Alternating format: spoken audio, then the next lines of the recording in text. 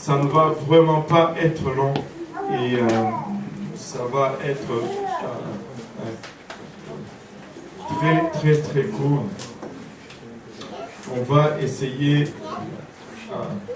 de parler au Père aujourd'hui.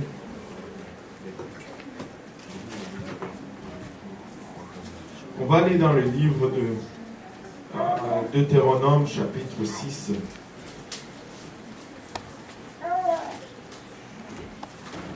On va le lire à partir du verset 4 jusqu'au verset 9. On va se lever rapidement pour la lecture de la parole de Dieu.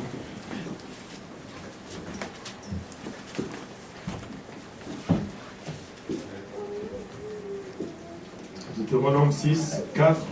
Si vous l'avez trouvé, dites Amen. Si vous cherchez encore, dites j'arrive. Alléluia. Gloire au nom de Jésus. Si vous n'avez pas de Bible, dites pauvre moi. Tout le monde a sa Bible. C'est bon ça. Personne ne peut. Alléluia. Deutéronome 6, à partir du verset 4, on va le lire tous ensemble.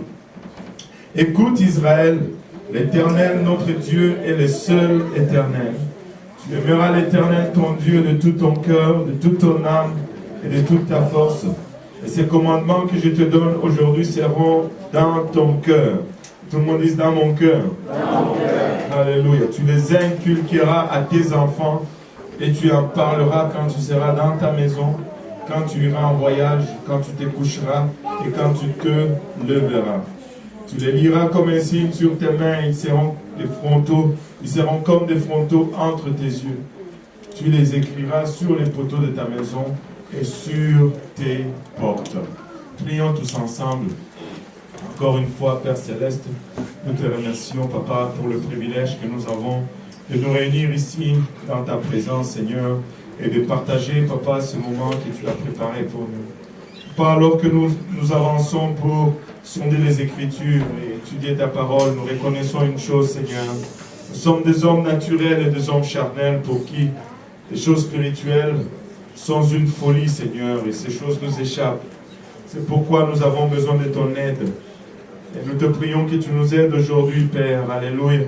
Aide-moi, Seigneur Jésus-Christ, afin que je puisse annoncer, Papa, ta parole sans crainte, ni faveur, ni hésitation. Papa, je prie que tu nous bénisses tous ensemble et que tu nous oins afin que nous puissions la recevoir. Papa, que nous puissions nous trouver une place fertile dans nos cœurs où elle va germer et produire le fruit. Et que ce fruit nous conduise jusque dans la vie éternelle. Avec action de grâce dans nos cœurs, nous te prions. Au nom de Jésus. Que tout le monde dise au nom de Jésus. Au nom de Jésus. Alléluia. Si nous pouvons poser nos Bibles juste pour un moment et battre nos mains pour le Seigneur.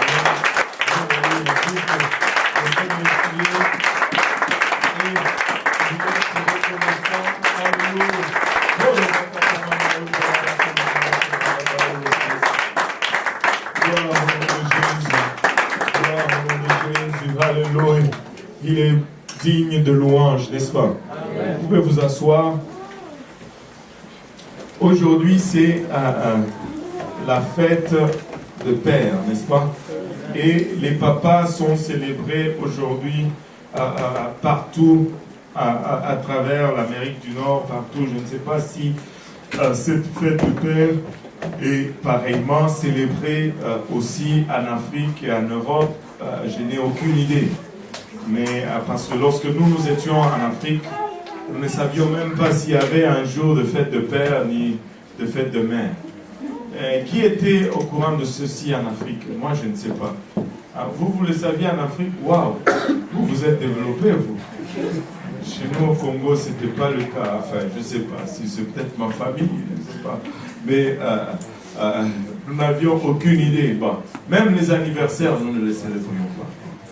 C'était peut-être 2 semaines après que tu te disais, ah, wow, là j'ai 15 ans maintenant, ça fait 2 semaines que j'ai 15 ans, ok. Et puis ça passait comme ça.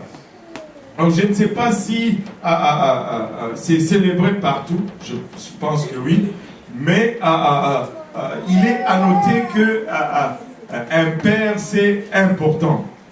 Si le nombre de fois que un mot est mentionné dans la Bible pouvait être la mesure de son importance, alors père est très, très, très important.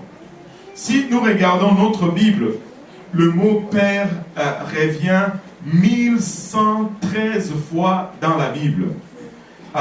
Et il se retrouve cité dans 953 versets dans votre Bible, dans l'Ancien aussi bien que le Nouveau Testament. 1113 fois le mot Père revient dans la Bible. Si cela était la mesure de son importance, je pense que un père, c'est très important.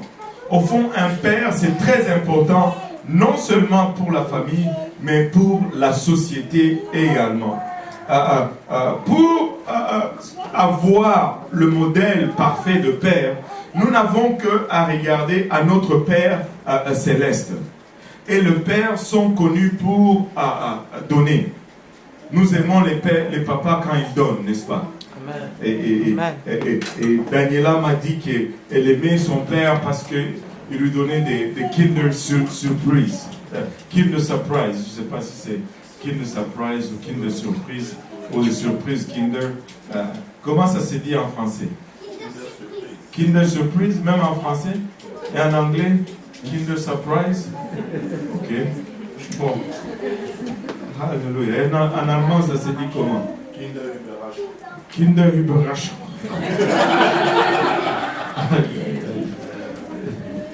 Ah là là. Anyway. Maintenant, les papas sont connus pour donner. Hein? Quand on a un père, on s'attend qu'il donne. N'est-ce pas? Et on ne se pose même pas la question, on s'attend toujours qu'il donne. Quand on est devant papa, on est toujours en attente de recevoir. Regardez un verset qui me frappe, l'excellence même de notre Père se résume dans la façon qu'il a donné. Jean 3, verset 16, probablement le verset le plus connu de la Bible.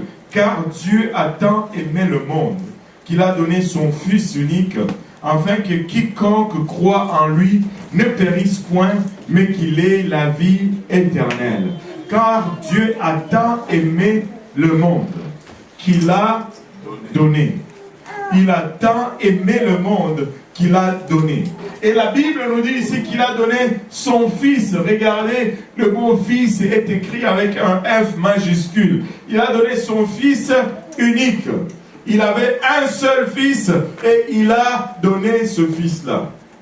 Et si tu vas vraiment plus loin et que tu étudies la parole de Dieu, et tu vas te rendre compte que ce Fils unique qu'il a donné, au fond, c'était un don de lui-même.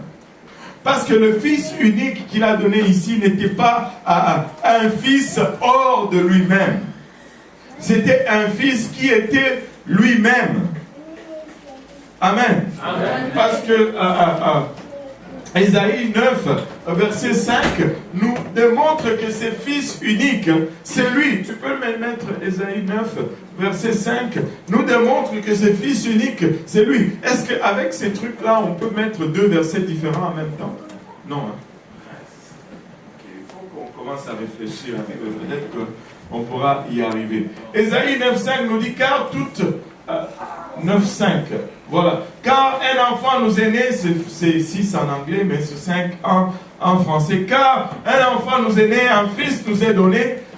C'est ce fils unique qui nous a été donné. Car Dieu a tant aimé le monde qu'il a donné son fils unique. Un fils nous est donné, n'est-ce pas? Ça fait du sens. Amen. Est-ce que nous sommes ensemble là? Amen. Alléluia. Un fils nous est donné, c'est ce fils qui nous a été donné. Et la domination repose sur son épaule. Mais ce fils qui nous a été donné va être appelé admirable. qui est admirable. C'est ce Fils qui nous a été donné dans Jean 3,16. Conseiller, qui est conseiller, c'est ce Fils qui nous a été donné dans Jean 3,16. Dieu puissant, qui est Dieu puissant, c'est ce Fils qui nous a été donné dans Jean 3,16. Et Père éternel. Le Père éternel est également le Fils qui nous a été donné dans Jean 3,16. Et quand Dieu fait le don de ce Fils unique, il est en train de faire un don de lui-même. Dieu s'est donné au monde littéralement. Dieu a tant aimé qu'il s'est donné lui-même pour nous. Je pense que c'est l'exemple par excellence d'un père. Un père qui aime donne non seulement de Kinder Überraschung, mais il se donne lui-même. Il se donne lui-même. Alléluia. Et je pense que le don, le meilleur don que nos enfants attendent, le meilleur don que nos épouses attendent, c'est ce don de nous-mêmes. Au-delà de la provision, au-delà de la protection, c'est vraiment ce don de nous-mêmes. Donc si nous allons être des bons pères, si nous allons être des pères exemplaires, papa, aujourd'hui, nous allons apprendre à nous donner de nous-mêmes. Amen. Et Dieu, en créant la famille, il a mis un certain ordre. Et cet ordre, nous pouvons la voir dans toute sa création. Il a créé l'homme, après il a créé la femme, et après ils ont eu des enfants. Et ça suit cet ordre. Et quand vous regardez une famille, le père est le chef de la famille. Et ensuite c'est la maman. Et ensuite ce sont les enfants. Mais ici, dans notre société corrompue et perverse, cet ordre est totalement bouleversé. Ce sont les enfants qui deviennent les chefs de la famille.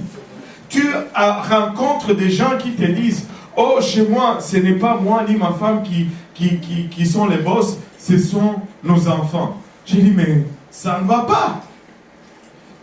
Ça ne va pas. Chez moi, c'est moi d'abord le boss. » Amen. Alléluia. Mon fils dit Amen. Alléluia. Et nous devons préserver l'ordre que Dieu a donné. Et si nous ne préservons pas cet ordre, la bénédiction de Dieu ne va pas être sur nous. Et regardons rapidement Psaume 133. Psaume 133.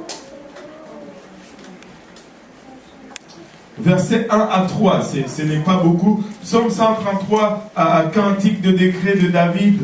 Voici, oh, qu'il est agréable, qu'il est doux pour deux frères de demeurer ensemble. C'est comme l'huile précieuse qui est répandue sur la tête, descend sur la barbe d'Aaron, qui descend sur le bord de ses vêtements. C'est comme la rosée de l'Hermon qui descend sur les montagnes de Sion, car c'est là que l'Éternel envoie la bénédiction, la vie pour l'éternité. Amen. Regardez comment Dieu verse ces bénédictions sur le corps. Il ne verse pas l'huile sur l'épaule d'abord, non, il verse l'huile d'abord sur la tête. Et si la tête n'est pas à sa place, il y aura des parties qui vont manquer cette bénédiction. Si toi tu prends la tête, tu la mets à la place de la hanche, et que tu mets la hanche à la tête de la place, à la place de la tête, je veux dire, quand Dieu va venir verser de son huile, l'huile va aller sur la tête et va descendre aux pieds. Il y aura le tronc et le cou et la hanche qui vont manquer cette huile. Au fond, laisse-moi te dire que Dieu ne va même pas verser de son huile sur ce monstre que tu aurais créé. Amen. Pour que la bénédiction de Dieu coule, il faut que l'ordre soit respecté. Et cette bénédiction va aller de la tête, elle va descendre sur la barbe, elle va descendre sur les corps jusqu'aux pieds. Et c'est comme ça que la bénédiction de Dieu coule. Quand l'ordre que Dieu a placé est dérangé, Dieu se retire de cette affaire. Et il n'y a pas de bénédiction qui vont couler dans cette affaire. Qu'est-ce que je veux dire par là? Ce que je veux dire tout simplement, c'est que nous devons honorer premièrement nos papas. Nous devons honorer nos papas, nous devons les élever et les placer à leur place que Dieu leur a donnée dans la famille. Amen. Amen. Amen, non? Amen. Alléluia. Ne m'abandonnez pas là. Ça, c'est du sérieux. Si nous voulons avoir des familles fonctionnelles, si nous voulons avoir des familles normales, si nous voulons avoir des familles sur lesquelles la main de Dieu se trouve, nous devons honorer nos pères. Et ce n'est pas une coïncidence que le diable est en attaque ouverte envers les hommes dans cette société. Regardez tout ce qui sort d'Hollywood. L'homme est toujours présenté comme étant stupide. Dans presque tous les films d'Hollywood, la femme est toujours plus intelligente que l'homme. Ne me comprenez pas de travers. Ce n'est pas une question de compétition ou de dire que l'un est toujours plus intelligent que l'autre. Non. Mais pourquoi est-ce qu'on doit montrer toujours l'homme comme étant stupide, comme étant un loser, ou peu importe comment on le portrait, on le montre.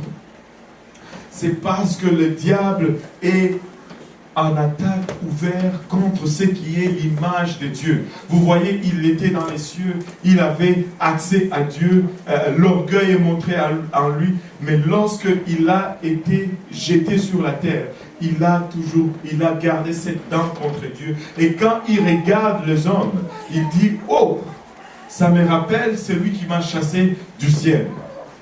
Et parce qu'il n'arrive pas à se battre contre lui, il s'en prend maintenant à ses enfants. Tu regardes le frère Serge, tu te dis non, il peut me frapper. Et là, tu commences à t'en prendre à Caleb. C'est comme ça que le diable agit aujourd'hui dans notre société. En détruisant l'homme, il est en train de porter atteinte à l'image de Dieu.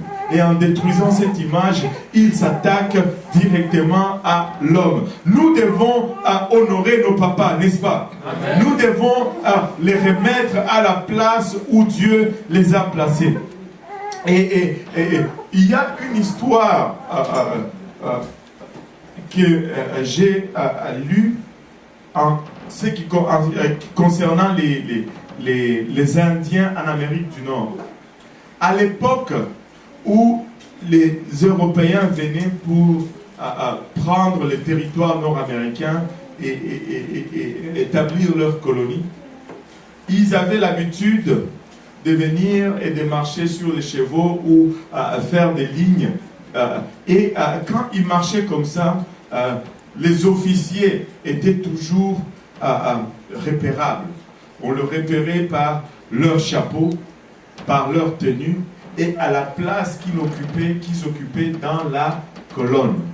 Et les Indiens ont développé une stratégie qui était très efficace.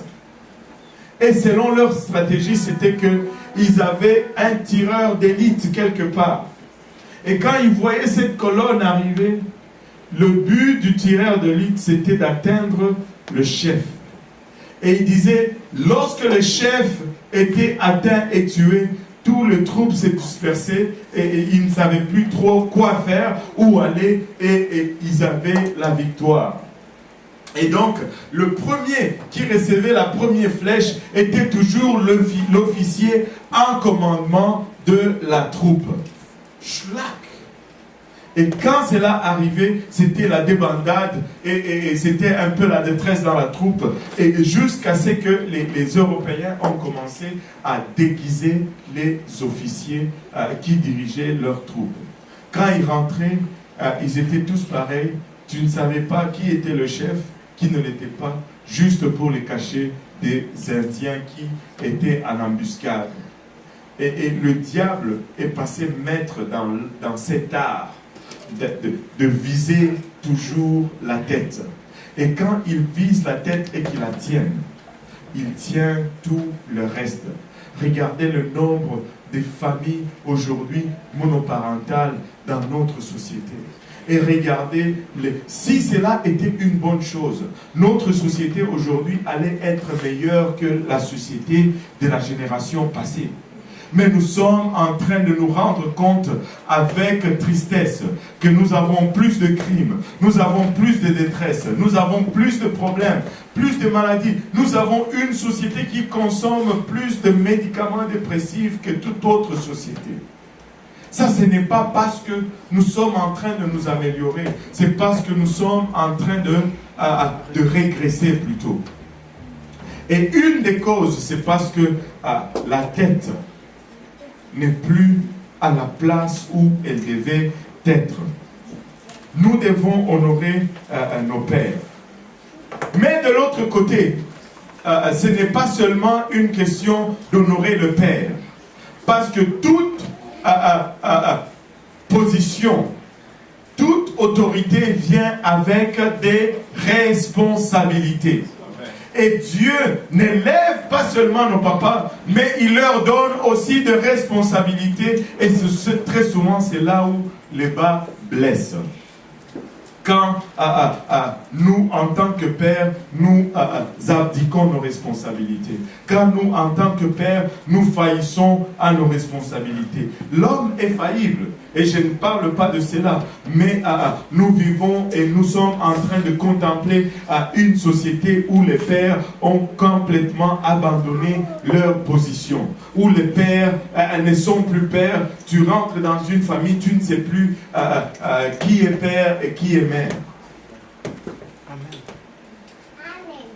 Tu ne sais plus pour demander quelque chose vers qui tu dois te tourner pour avoir la permission.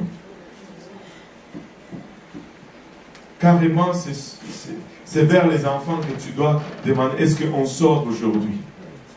Ou est-ce qu'on fait ça? Ou est-ce qu'on mange ça? Moi, je me rappelle, nous, quand on grandissait, tu venais tout simplement à la table. Ce qu'il y avait, tu mangeais.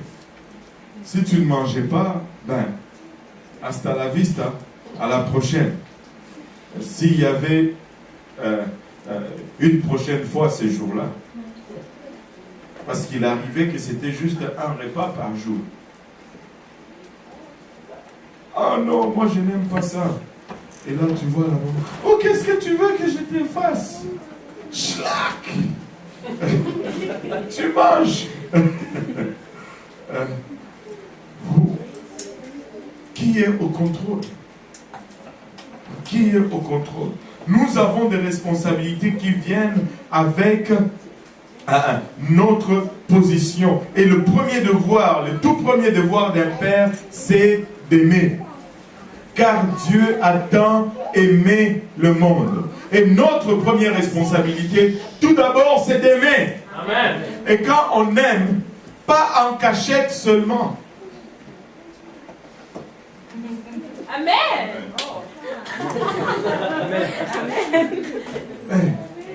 Est-ce que toutes les mamans peuvent dire Amen? Amen. Pas en cachette seulement. J'avais un ami au travail, quand je travaillais encore chez CAE, quand sa femme appelait, il prenait le téléphone et c'était toujours oui, ouais, ok, ok, oui, moi aussi, ouais. Un jour, je dis, mais toi aussi quoi? Tu finis toujours par moi aussi. Mais toi aussi quoi?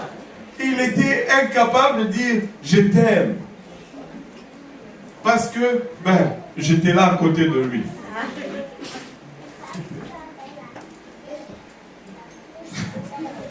Pas seulement aimer en cachette.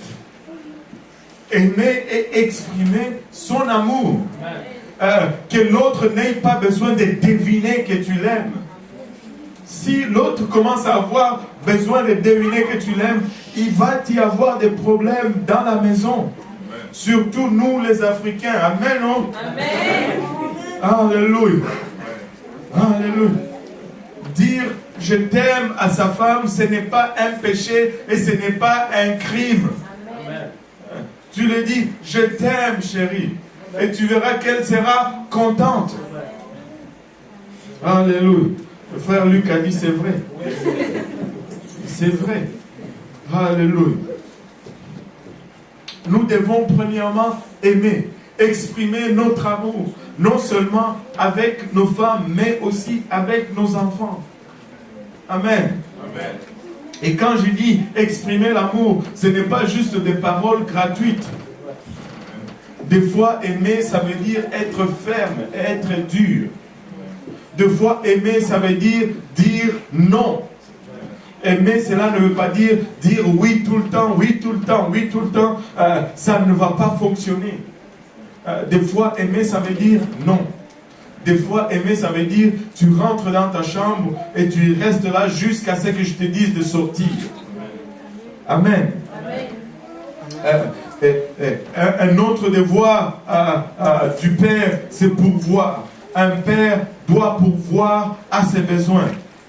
Notre Père qui est aussi aux cieux, donne-nous aujourd'hui notre pain quotidien. Le devoir du Père, c'est aussi de pourvoir. Un Père doit savoir se déranger, se lever le matin et aller chercher la nourriture. Je pense que c'est le frère Mutombo qui m'expliquait cette histoire de ce type. Je ne sais même pas, il était de quel pays.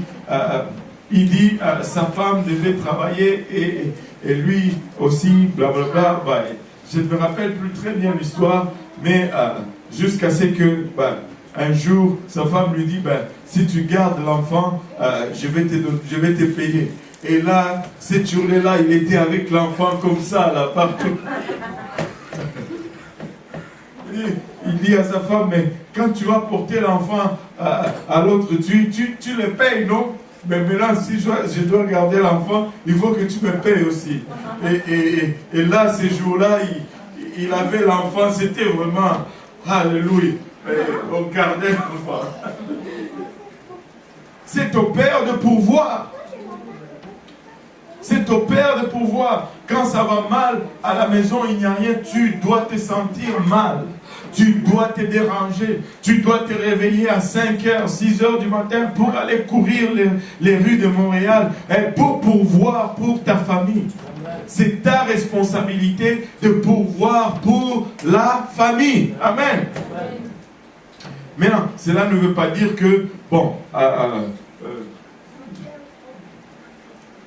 chérie, j'ai besoin de ma 50e paire de chaussures, comme c'est à toi de pourvoir, allez, lève-toi et cours. Non, il ne faut pas abuser ces choses non plus. Pourvoir. Amen. Amen. Pas juste une consommation excessive, mais une provision raisonnable. Et c'est le travail du Père qui est de protéger. Amen. Amen. C'est le travail du Père que de protéger. Un Père doit protéger sa famille. Je ne veux pas citer de nom, mais il y a un Père dans notre église qui un jour retournait à la maison. Ils retournent à la maison, ils arrivent devant chez eux.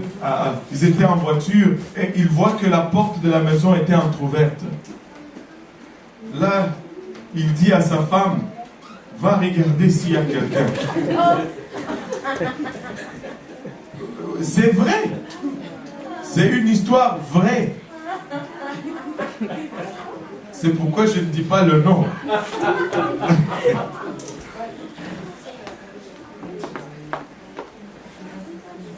C'est le travail du Père que de protéger. Amen. Amen. Tu sautes devant et tu prends la balle pour ta famille. Tu ne laisses pas n'importe qui ou n'importe quoi dire n'importe quoi à ta femme et à tes enfants. Tu veilles à ce que tes enfants lisent. Tu veilles à ce que tes enfants regardent. Tu contrôles. C'est protéger. tu dois protéger ta famille. La toute première responsabilité que Dieu avait donnée à Adam, c'était de protéger sa famille. Regardez avec moi Genèse chapitre 2, verset 16.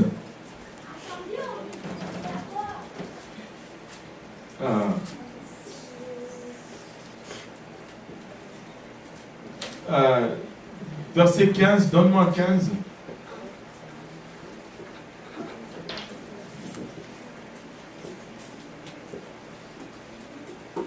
Genèse 2, 15. L'Éternel Dieu prit l'homme et le plaça dans le jardin d'Éden pour le cultiver et pour le garder. Pour le cultiver et pour le garder. L'homme avait deux responsabilités. Cultiver, ça veut dire entretenir, garder, j'utilise encore garder le jardin propre. Le cultiver, c'est-à-dire appliquer un travail pour que le jardin reste dans un bon état.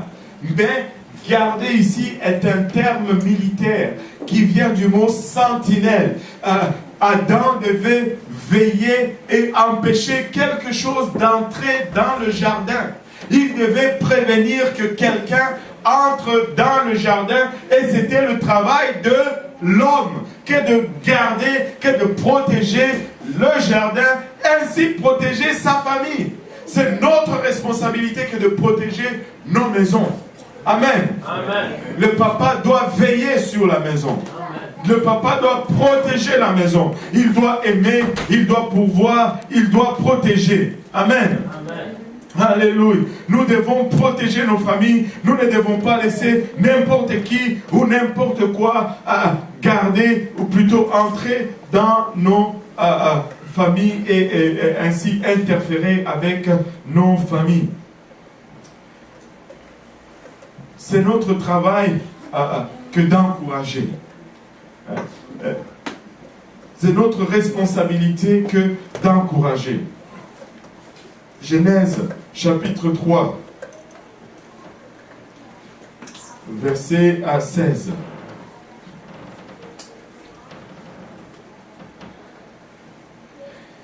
Il dit à la femme, j'augmenterai la souffrance de tes grossesses, tu enfanteras avec douleur et tes désirs se porteront vers ton mari. Et lui, il dominera sur toi. Quand j'enseigne cette étude biblique à des familles, les hommes sont très contents quand ils voient ces versets. Jusqu'à ce que j'en explique la signification. Là, tout change. Tu vois, je dominerai. Mais ce n'est pas ce que ce verset vraiment veut dire. Il faut prendre le verset dans son contexte. Et tes désirs, les désirs de la femme se portent vers son mari. Mais lui, il dominera sur toi. Ça va avec le désir. Suite à la malédiction qui a été donnée au début, Dieu a donné 4 malédictions et ça c'est la malédiction de la femme après qu'ils aient chuté. Il dit, ses désirs se porteront vers ton mari mais il dominera sur toi. Ça veut dire tout simplement que l'opinion qui compte pour la femme, c'est celui de son mari. Ce n'est pas qu'il est le boss, il met les pieds sur la table. Non, c'est que l'opinion ou l'opinion, je n'ai pas d'autre mot, l'opinion qui compte vraiment pour une femme, c'est celui de son mari, de l'homme qu'elle aime. Qu'est-ce que cela veut dire? Elle peut être la plus belle de toute la face de la terre. Et quand elle passe dans les rues, le monde tombe. Mais si elle rentre chez elle et son mari ne lui dit pas que tu es belle, elle va être malheureuse. Amen. Waouh, j'ai eu des amen là-dessus. Elle peut être la meilleure maman au monde, elle éduque bien. Mais si son mari ne lui dit pas, tu es la meilleure maman, elle ne va pas, elle va être malheureuse. Et elle peut être la meilleure cuisinière, la femme la plus intelligente. Mais si son mari à la maison ne reconnaît pas cela et elle ne l'exprime pas, elle va être malheureuse. Donc, c'est notre responsabilité, papa, de dire souvent à maman, oh, que tu es belle aujourd'hui, maman. Oh, que tu as bien cuisiné, maman. Tu es la meilleure, maman. Il n'y a pas une femme comme toi.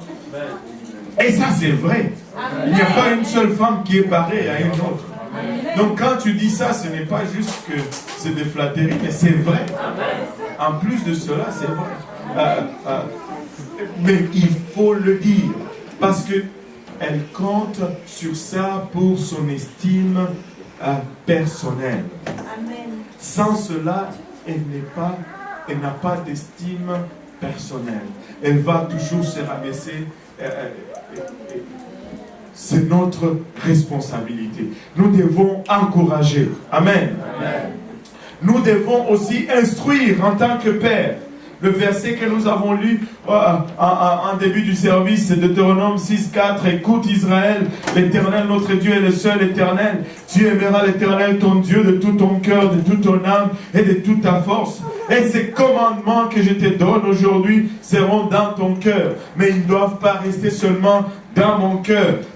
Au verset 7, tu les inculqueras à tes enfants. Tu les inculqueras à tes enfants, c'est-à-dire tu les assois là, tu leur dis, les enfants, aujourd'hui on va apprendre la parole du Seigneur.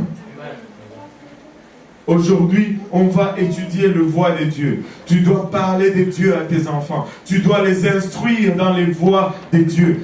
Ils ne vont pas y tomber par hasard. Je n'ai jamais vu un père qui dit je veux que mon fils soit ingénieur, mais je vais le laisser faire et éventuellement il va devenir ingénieur. Si tu veux que ton enfant devienne ingénieur, tu t'appliques à l'envoyer à l'école, tu t'appliques à faire les devoirs avec lui, tu t'appliques à lui dire que ça c'est le meilleur métier au monde et tu t'appliques à l'encourager dans ce voie-là. Mais si tu veux que ton enfant devienne un bon chrétien, cela ne va pas être aussi le produit du hasard.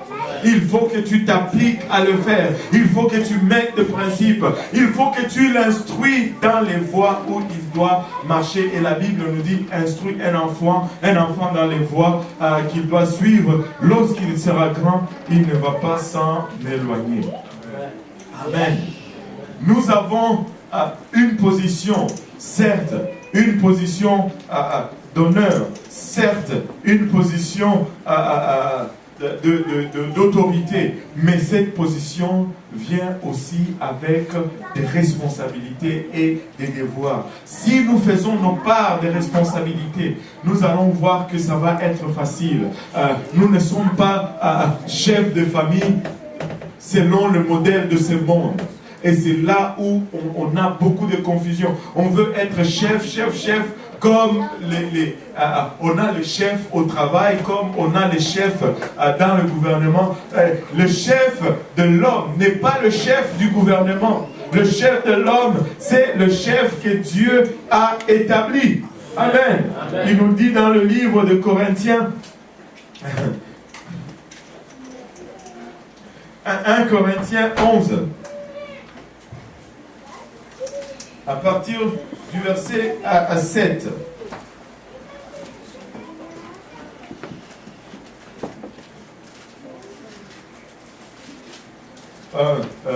On peut lire verset 3 avant. Je veux cependant que vous sachiez que Christ est le chef de tout homme. Alléluia.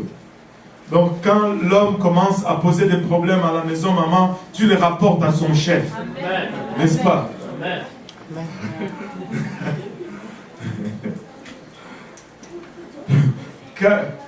Je veux cependant que vous sachiez que Christ est le chef de tout homme, que l'homme est le chef de la femme et que Dieu est le chef de Christ. J'ai eu un amen, il a risqué cela parce que sa femme n'est pas là. C'est bon. Alléluia. Mais regardez le verset 7. L'homme ne doit pas se couvrir la tête puisqu'il est l'image et la gloire de Dieu, tandis que la femme est la gloire de l'homme. En effet, l'homme n'a pas été tiré de la femme, mais la femme a été tirée de l'homme.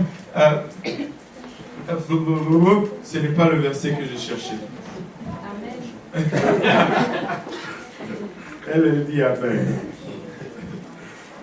Le verset que je cherchais dit ceci. l'homme est le chef de la femme, comme Christ est le chef de l'Église.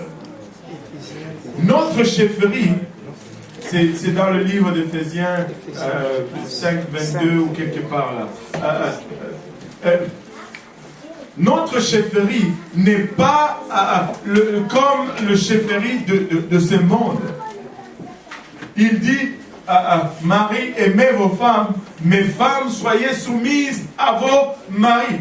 Deux commandements contraires, parce que nous avons des tempéraments contraires. Nous avons des responsabilités aussi différentes et nous sommes faits différemment.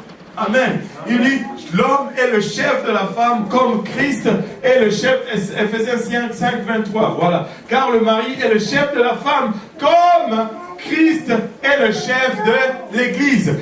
La chefferie de l'homme est selon le modèle de Christ. Ce n'est pas selon le modèle de ce monde. Selon le modèle de ce monde, le chef c'est celui qu'on sert, le chef c'est celui qu'on fait tout pour lui. Il a plein de servants, de serviteurs et de servants, et c'est celui à qui on donne tout. Savez-vous, ce que nous choisissons comme chef, c'est nous qui leur donnons de l'argent. Nous élisons le Premier ministre et il prend tous nos taxes, nos impôts. Et ils ont plus que nous. Voyez comment. Mais avec Christ, c'est le contraire. Voyez comment Christ a été chef de l'Église. Il a été chef de l'Église en mourant pour elle. Il a été chef de l'Église en la protégeant. Il a été chef de l'Église en se sacrifiant totalement pour elle, jusqu'à la mort. Maintenant, montrez-moi quelle femme qui ne voudrait pas être soumise à un homme qui meurt pour elle. Moi, je n'en connais pas. Je n'en connais pas. Je n'en connais pas. Si nous faisons nos responsabilités en tant qu'hommes, nous n'allons pas avoir de problème avec la soumission. Mais de l'autre côté aussi, ceci est une vérité, comment on dit, transitive. Ça va dans les deux sens, ce qui fait encore les maths. Une relation transitive, réciproque, je ne sais plus là. Ça fait longtemps que j'ai symétrique ou peu importe. Mais non. Si dans ce sens c'est vrai, dans l'autre sens aussi c'est vrai. Quel est cet homme qui ne voudrait pas mourir pour cette femme qui lui est soumise, qui le respecte et qui fait tout ce qu'elle doit faire? Moi je n'en connais pas. Moi, je voudrais mourir pour ma femme, au fond. Je voudrais vivre pour elle, mais...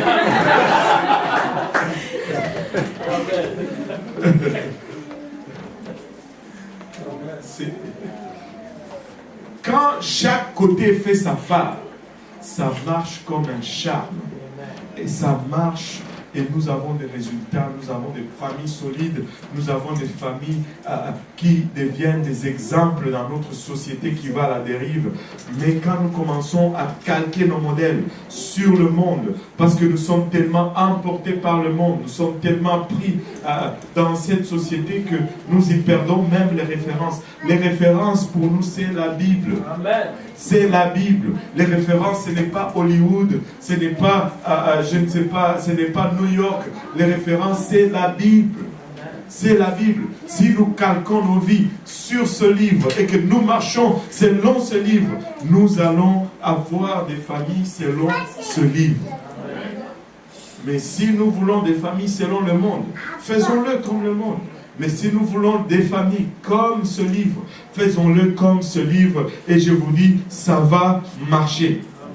Ça va marcher. Ça va marcher. D'un côté, nous avons des responsabilités. De l'autre côté, nous avons aussi de l'autorité. Nous avons l'autorité d'un côté, mais nous avons aussi des responsabilités de l'autre côté. Et ça ne vient, tu ne peux pas avoir juste des responsabilités et tu ne peux pas avoir juste l'autorité. On doit avoir les deux. Et c'est ce qui fait des bonnes familles, c'est ce qui fait de nous des bons pères à l'image de notre Père céleste. Il est l'autorité suprême, mais qu'il remplit ses obligations. Il est le pourvoyeur, il est le protecteur, il est le sauveur, il est celui qui est venu et qui est mort pour nous, qui est mort à notre place, parce qu'il nous a tant aimés. Mais l'homme ainsi que la famille, l'homme directement et la famille peut-être indirectement, est en train de subir des assauts. On ne sait plus à quoi on est en train de faire face. Maintenant, on commence à avoir même des familles avec 2 mamans, des familles avec 2 papas. C'est tout simplement une abomination aux yeux de l'Éternel. C'est une abomination aux yeux de l'Éternel. L'homosexualité est une abomination aux yeux de Dieu. Et ça reste un péché et ça t'amène droit à l'enfer. Nous aimons les gens, mais nous n'aimons pas les péchés. Amen. Et nous devons élever notre étendard. S'il y a des jours où nous devons vraiment vivre selon ce que Dieu commande, c'est de nos jours. Nous sommes complètement à la dérive. C'était hier, je lisais un article qui disait au Québec, vous savez qu'est-ce qu'ils sont en train de débattre? Ils sont en train de dire, est-ce qu'on doit, si un homme se fait changer au fond le sexe et qu'il devient homme, est-ce qu'on lui accorde le statut, il devient femme, ou vice-versa? Est-ce qu'on lui accorde ce nouveau statut avec ou sans opération chirurgicale? Écoutez, nous sommes en train de vivre la fin des fins. Nous sommes en train de vivre la fin de la fin. S'il y a des moments où nous devons rester des pères qui se tiennent fermes et solides, c'est aujourd'hui. S'il y a des moments où nous devons être des références, des piliers qui se dressent sur la parole de Dieu, c'est de nos jours. C'est de nos jours. C'est de nos jours. Papa, soyons vraiment des papas. Et déclarons cette parole sans crainte, ni faveur, ni hésitation. Tenons-nous fermes sur la parole de Dieu et guidons nos familles dans le voie de Dieu sans restriction. Sans restriction. On était à la conférence et le frère Jerry Jones était en train de dire que de son époque, ce n'était pas la question est-ce qu'on va à l'église aujourd'hui ou pas. La question était, est-ce qu'il y a un service aujourd'hui ou pas? Parce qu'on allait toujours à l'église. On allait toujours à l'église. Ce n'était pas une question, est-ce qu'on y va aujourd'hui ou pas? Non, non. La question était, est-ce qu'il y a un service aujourd'hui ou pas? S'il y a un jour où nous devons être radicaux dans la parole de Dieu et dans l'application des principes de sainteté de la Bible, c'est aujourd'hui. C'est aujourd'hui. Parce que le monde est radical dans le péché. Radicalement dans les péchés. Ils sont tellement... il y a des choses horribles qui se passent. Les mêmes choses qu'on était en train de vivre, afin qu'Israël a vécu cette perversion, on le voit aujourd'hui encore. Les mêmes cultes idolâtres.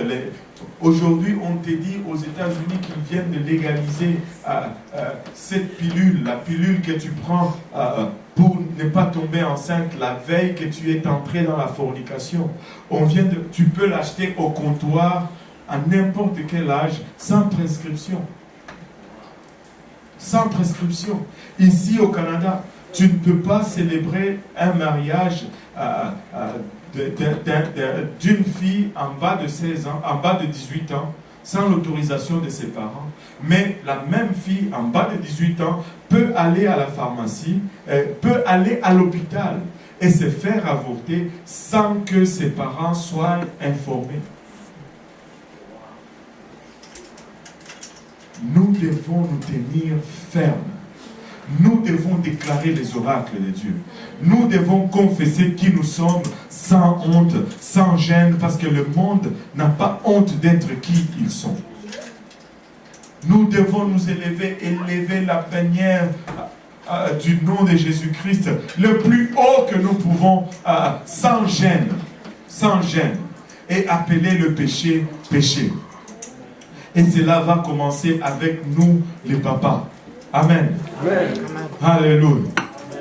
Est-ce qu'il y a des papas qui sont d'accord qu'on va le faire? Amen. Alléluia. Nous allons déclarer la parole de Dieu. Nous allons le confesser parce que c'est notre premier devoir en tant que Père. Alléluia. Ici, sur cette terre. En nous levant tous ensemble.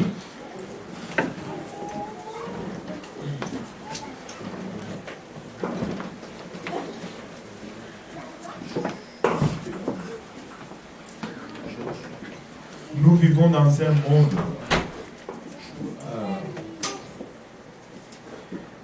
où le mal a atteint un degré insoupçonnable. Et dans un monde comme celui-ci, ça prend des gens qui sont décidés. Si tu ne sais pas encore si tu vas vivre pour Dieu ou pas, ça ne va pas marcher. Nous avons besoin d'une décision ferme. Et ça commence avec nous, les têtes de la famille. Et Josué le dit ceci: servez le Dieu des Amoréens si vous voulez. Servez le Dieu du hip-hop si vous voulez. Servez le Dieu des sports et de ce monde et de la politique si vous voulez. Mais moi et ma maison, nous servirons l'Éternel. Amen. Amen. Moi et ma maison, nous servirons l'Éternel. Peu importe ce que la maison d'à côté de chez moi font, peu importe ce que mon voisin de gauche fait, mais moi et ma maison, nous allons servir l'Éternel. Oh papa, tu as vu l'autre, il a fait ceci. Oui, si tu veux cela, va habiter avec eux, va vivre là-bas, parce que chez moi, c'est la parole de l'Éternel qui prévaut. Amen. Amen. Amen. Nous allons vivre pour Dieu et nous allons sortir de ce monde avec nos familles, avec nos enfants, parce que nous allons élever l'étendard du nom de Jésus-Christ. Et qui sait si nous allons influencer notre voisin à gauche et notre voisin à droite. Je vous dis, si vous vivez pour Dieu, vos sacrifices et vos témoignages un jour vont porter fruit. Amen. Des fois, vous pensez que vous le faites pour rien, mais il n'y a rien que vous faites pour Dieu qui sera pour rien. C'était, je ne me rappelle plus, l'année 2001 ou 2002, je travaillais encore chez CAE, alors qu'un jour, mon superviseur, mon patron, mon boss, il m'appelle et il était en détresse. Alors qu'au début, il riait sur moi. Parce que quand on m'a ouvert les comptes de la compagnie, je leur ai dit que moi, ne me mettez pas sur vos courriels pervers. Quand ils s'envoient des photos, des nudités et tout ça, j'ai dit, ne m'envoyez pas ces choses-là. Je ne fais pas partie de cette gamme. Ils riaient de moi.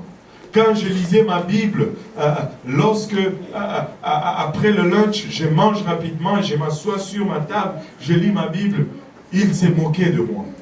Mais lorsque sa famille s'est écroulée, ce n'est pas ses amis avec qui il allait manger chez les serveuses sexy là, qu'il a appelé en premier.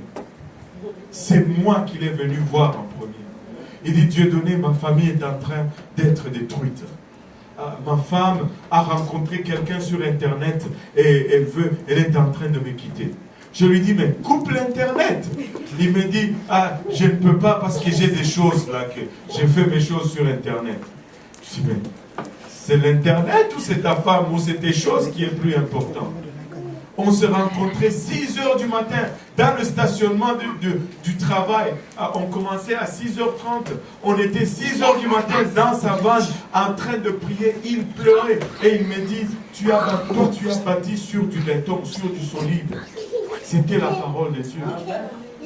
Malheureusement, après 20 quelques années de mariage, 4 enfants, sa famille a éclaté. Là, il a commencé à aller à une église. Il fréquente une église à Longueuil, parce qu'il, pas à Longueuil, mais à Laval, il vit de l'autre côté, là, dans le nord. Il est devenu régulier dans une église. Il est venu à l'église un soir, le frère Benji, c'était vers minuit. Il ne pouvait plus attendre. Il est venu à minuit pour se faire baptiser. On était moi, le frère Mutombo et le pasteur Benji. Alors, à ce moment-là, je n'étais pas encore pasteur. Et on est entré dans l'église. Il a été baptisé au nom de Jésus-Christ pour le pardon de ses péchés. Écoutez, nous l'avons. Même lorsqu'ils vont dans leur dérive et dans leur perversion, et quand ça ne marche pas, ils accourent à nous parce qu'ils réalisent que ce sur quoi ils avaient bâti ne fonctionne pas. Tu es en train de tergiverser, te demandes si tu vas suivre Jésus ou pas. Jésus, c'est la réponse à ta question. Jésus, c'est la réponse à ta situation. Oh, si je suis Jésus, je vais manquer ceci, je vais manquer cela. Mais ce que tu ne veux pas manquer, c'est ta misère. Tu veux t'accrocher à ta misère au lieu de t'accrocher à Jésus-Christ. Jésus-Christ va te délivrer. Il n'y a rien hors de Jésus-Christ. Ce n'est que destruction hors de Jésus-Christ. Ce n'est que perversion hors de Jésus-Christ. Viens à Jésus-Christ et il va t'aider. Il n'est jamais trop tard pour se tourner vers Jésus-Christ. Il n'est jamais trop tard pour se tourner vers Jésus-Christ. Il n'a jamais déçu et il ne va pas commencer avec toi. En élevant nos voix tous ensemble vers le Seigneur. Alléluia. Si vous pouvez juste étendre la main à personne à côté de vous, juste pour un moment. Alléluia.